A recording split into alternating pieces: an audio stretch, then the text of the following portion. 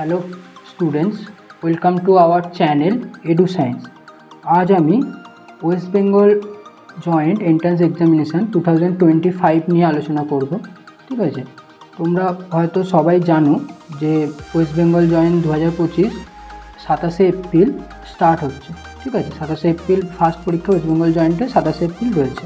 ঠিক আছে, তো তোমরা আর ধরো আজকে পয়লা এপ্রিল। ঠিক আছে, এই ভিডিওটা লাইভ হবে 3rd এপ্রিল, ভিডিওটা লাইভ হয়ে যাবে।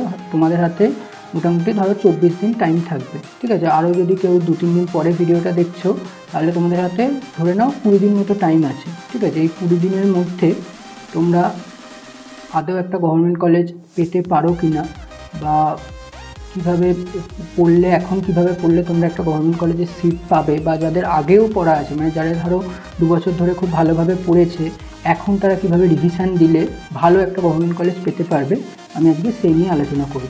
ঠিক আছে, আর আগেই তোমাদের বলে দিচ্ছি, যদি তোমাদের এখন একটা গভর্নমেন্ট কলেজ পেতে হয় তোমাদের কিন্তু এখন অনেক হার্ডওয়ার্ক করতে হবে। মিনিমাম তোমাদের 12 থেকে 14 ঘন্টা পড়তে হবে, ডেলি 12 থেকে 14 ঘন্টা পড়তে হবে, এবং পড়তে হবে। এখানে এটার কোনো সলিউশন নেই। তোমাদের পড়াশোনা এখন অনেকটা করতেই হবে। আমি তোমাদের প্রথমে সবার দেখো, এখানেও এর মধ্যেও ব্যাপার আছে। শুধু সরকারি কলেজ তো একটা সরকারি কলেজ নেই, অনেকগুলো সরকারি কলেজ আছে। প্রত্যেকটা সরকারি কলেজের গ্রেডের সিস্টেম এক এক রকম, মানে প্রত্যেকটা সরকারি কলেজের কাট অফ যায় এক এক রকম। যদি আমি ধরো সবথেকে ভালো ওয়েস্ট বেঙ্গলে যে সরকারি কলেজ আছে, যদি আমি যাদবপুর ইউনিভার্সিটিকে বলি, তাহলে এখানে যদি তোমাদের কম্পিউটার সায়েন্সে একটা সিট পেতে হয়, আমি এখানে যা বলবো সব কিছু কিন্তু জেনারেল বা ইউআরের ক্ষেত্রে বলবো। ঠিক আছে, যাদের কোনো ক্যাটাগরি রয়েছে, মানে এসসি এসটি ওবিসি এরকম যাদের কোনো ক্যাটাগরি রয়েছে, তারা এখান থেকে আরও ধরো যদি এসসি ওবিসি হয় তাহলে 5 নম্বর কমিয়ে নেবে, যদি এসসি হয় তাহলে আরও 15 নম্বর কমিয়ে নেবে। ঠিক আছে, এইভাবে আমি যেটা বলছি পুরোটাই জেনারেল হিসেবে বলছি।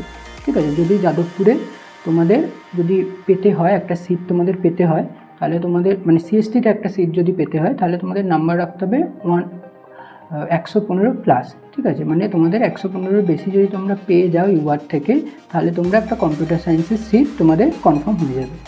আর যদি ধরো কম্পিউটার সায়েন্স হলো না, আইটি বা ইলেকট্রনিক্স অ্যান্ড কমিউনিকেশান এই রকম টাইপের একটুখানি ভালো ব্রাঞ্চ যদি পেতে চাও, তাহলে তোমাদের 100 প্লাস পেতে হবে।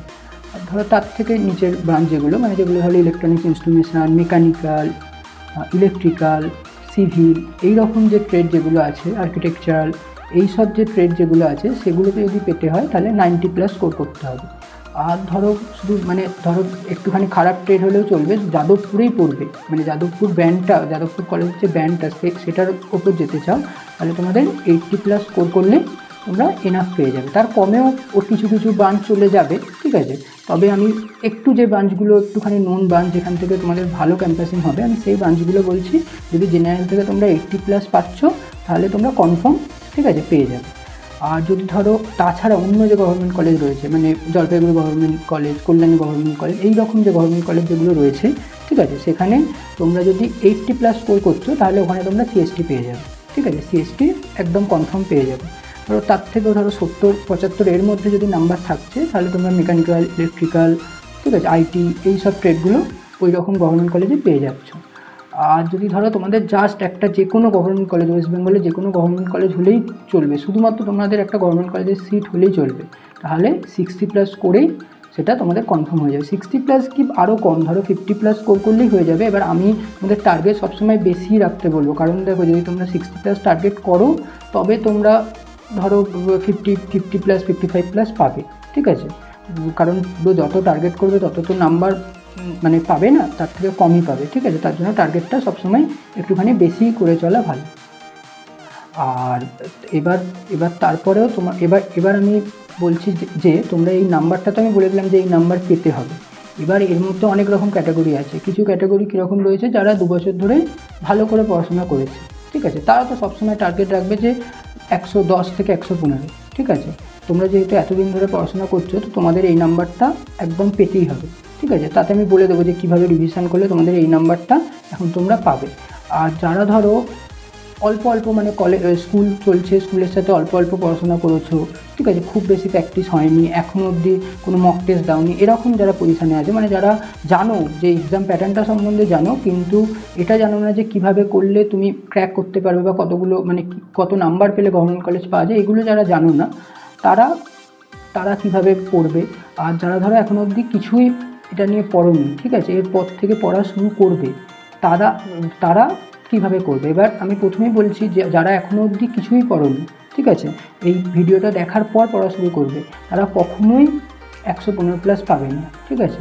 এবার এরকম ব্যাপার নেই, ধরো একটা দুটো ছেলে মানে 1-2% ছেলে তারা একটু এক্সেপশনাল হয়, তারা হয়তো পেয়ে যেতেও পারে, কিন্তু ম্যাক্সিমাম ছেলে, ঠিক আছে, 99% ছেলে এত কম সময় তোমরা এতটা নাম্বার পাবে না, ঠিক আছে। এইটা ভেবেই তোমরা বেকার অত বেশি আশা করে তোমরা পড়বে না, তোমরা জাস্ট এইটুকু আশা করবে যে একটা আমাদের গভর্নমেন্ট কলেজ পেতে হবে, ঠিক আছে, এই আশা করে তোমরা পড়া শুরু করবে, ঠিক আছে। তাহলে তোমাদের যদি তোমরা একদম খুব বড় আশা করে নিলে যে আমি যাদবপুর পাবো, তারপর তোমরা মানে এতই ওখানে গিয়ে মানে ভুলভাল অনেক অ্যাটেম্প্ট করলে, ঠিক আছে, অনেক কোশ্চেন ভুল হলো, তাহলে তোমাদের সেটা কোনো লাভ হবে না, ঠিক আছে।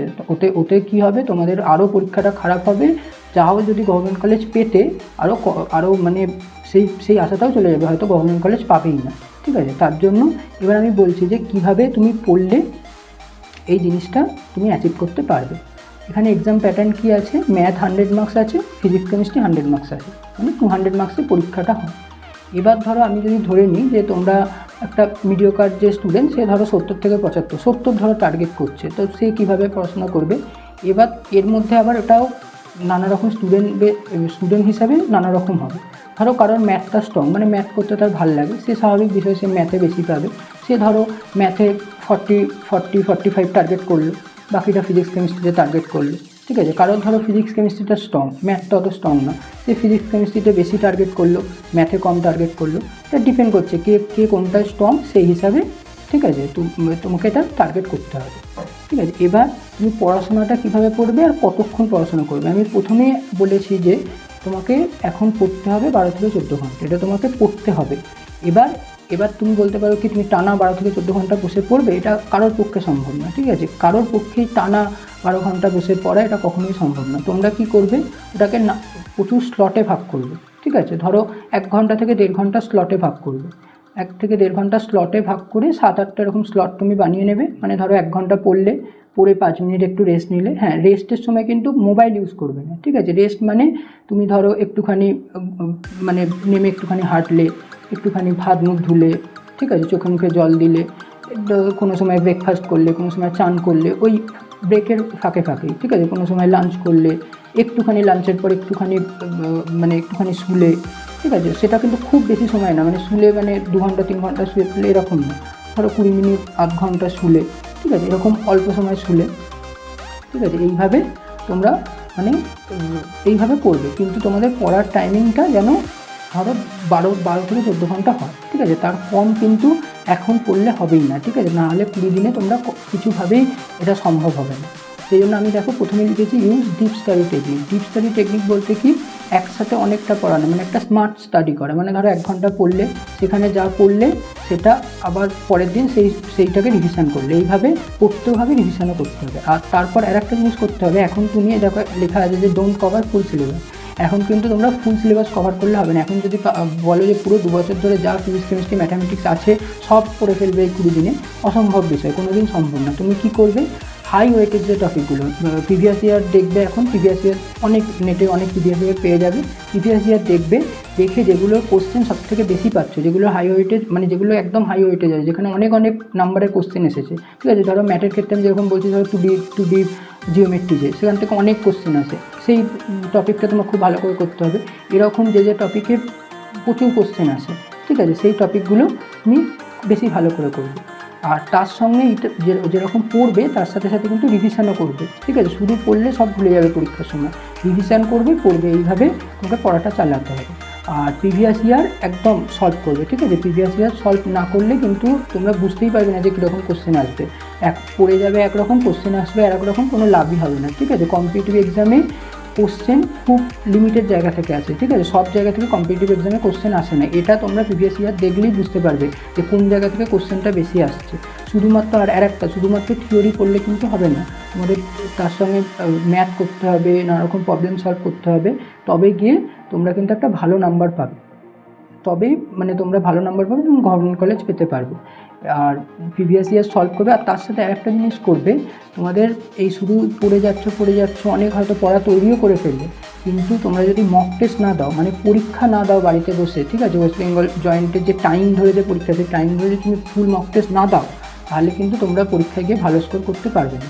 কারণ তোমরা যদি পরীক্ষা দেবে তবে গিয়ে তোমরা বুঝতে পারবে, তোমাদের টাইম ম্যানেজমেন্টটা বুঝতে পারবে, যে তোমরা দেখবে কোশ্চেন, পরীক্ষায় কোশ্চেন যে আসবে অনেক রকম কোশ্চেন আসবে, একটা প্রচুর টাফ, একটা খুব সহজ।